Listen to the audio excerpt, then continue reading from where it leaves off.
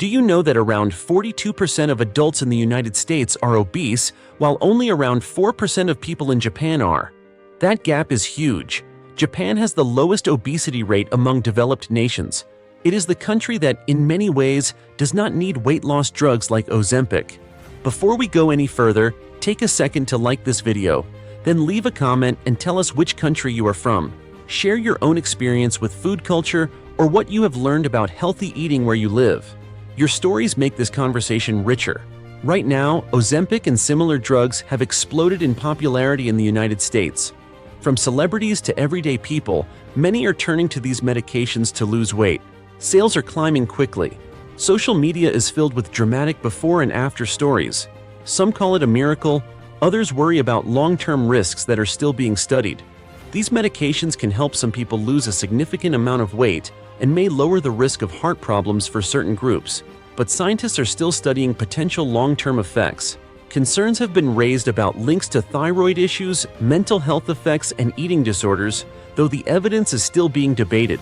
This leaves many people stuck between two choices: live with the known risks of obesity or take a drug with unknown long-term consequences. In Japan, this debate is almost non-existent.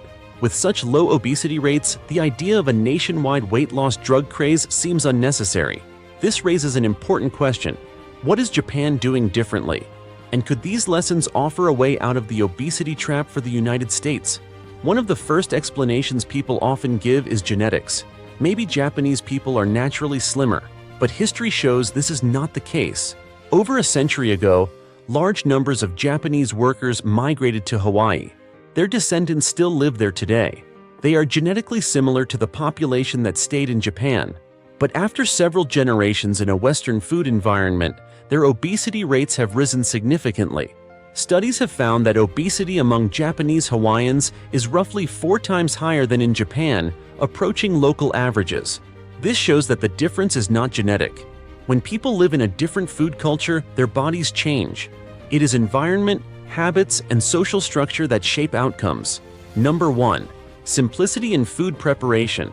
One of the core principles of Japanese cuisine is simplicity. Meals are built around highlighting natural flavors rather than masking them with heavy sauces, sugar, or additives. Grilled fish, plain rice, simple soups, lightly seasoned vegetables, and pickles are common. By contrast, many Western meals are built by adding layers of butter, cream, sugar, sauces, and artificial flavors. This makes the food more calorie-dense and more likely to override fullness signals. Japanese meals, by being simple, are naturally lower in calories and less engineered to trigger overeating. It is not about dieting. It is about letting real food taste like real food. That creates a powerful buffer against chronic overeating. Number 2. Portion structure and rhythm. Japanese meals are structured differently. A typical lunch might consist of 5 small dishes rather than one oversized plate. There could be rice, soup, a piece of fish, pickled vegetables, and a small side. Together, these create balance and variety without overwhelming portion sizes. People often alternate between dishes in a slow, mindful pattern. A sip of soup, a bite of rice, a taste of fish, then back to soup. This natural rhythm encourages slower eating, gives the body time to register fullness, and makes it harder to overeat.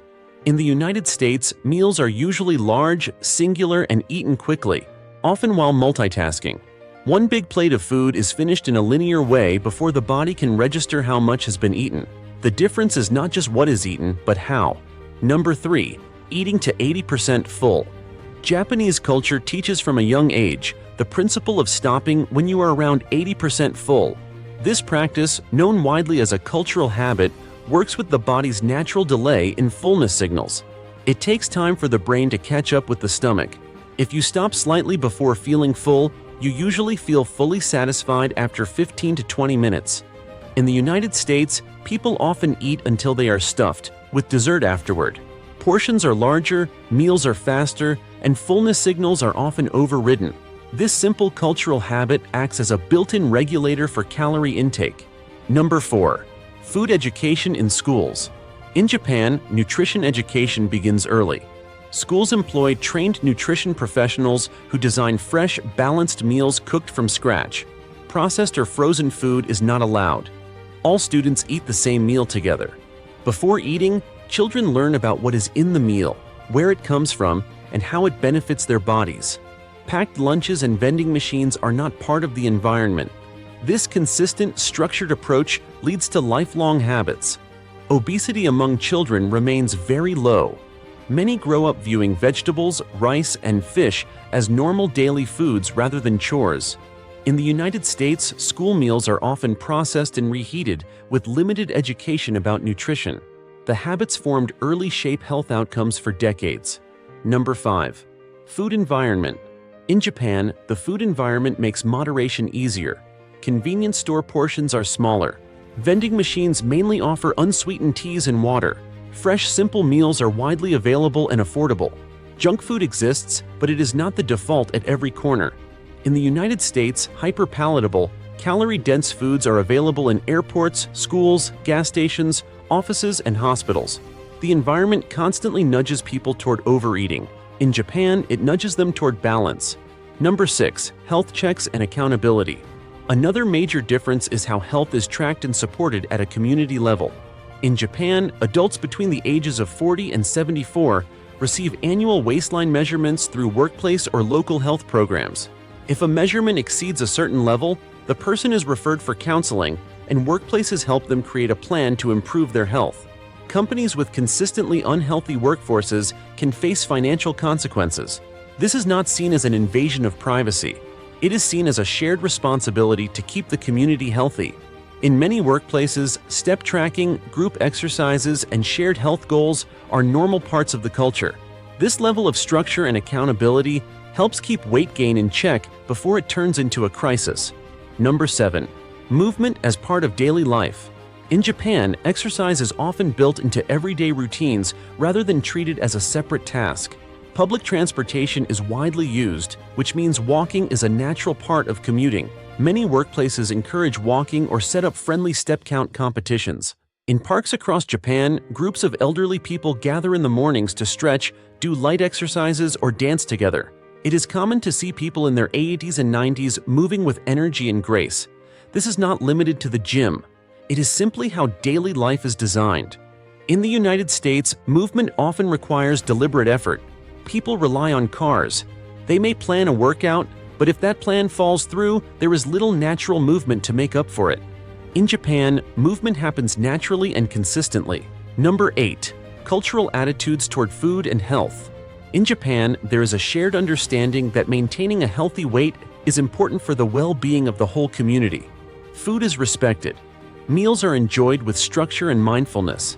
Children grow up learning about balance, not restriction. This cultural foundation means that obesity prevention starts early and continues throughout life. In the United States, food culture is more fragmented. Marketing, convenience, and individual choice dominate the landscape. There is less emphasis on shared responsibility and more on personal struggle. Number 9. The result of these combined habits. When you put these factors together, the difference in obesity rates becomes less mysterious. It is not genetics. It is not luck. It is a system of habits, education, environment, and shared responsibility that has evolved over time. Japan has built a culture that makes the healthy choice the easy choice. The United States has built a culture that constantly pushes against those choices. This does not mean change is impossible. History shows that large cultural shifts can happen. Think back to smoking in the 1980s. At that time, smoking was allowed in restaurants, offices, airplanes, and even doctors' offices. If someone had said that within a generation smoking rates would drop dramatically, many would have laughed. But through education, policy, and cultural change, smoking rates fell sharply. What once seemed normal now seems outdated. The same kind of cultural shift can happen with obesity. It will not happen overnight, but small, consistent changes at individual, community, and policy levels can reshape the environment over time. Number 10. The prize. When you visit communities in Japan, especially places like Okinawa, you see the reward of this lifestyle. People live longer. Men live on average to around 81 years old, and women live to around 88. Even more impressive is the quality of those years. Elderly people remain active, social, and independent well into their 80s and 90s. They gather daily to exercise, dance, and share meals. They maintain strong community bonds and a sense of purpose. This is what is at stake. More years of life, more health, more energy, less dependence on drugs with unknown long-term consequences. The lesson is not that other countries should copy Japan exactly. Every culture is unique, but the principles behind Japan's success are universal. Simple, real food, mindful portion control, nutrition education from a young age, supportive environments, shared responsibility, daily movement.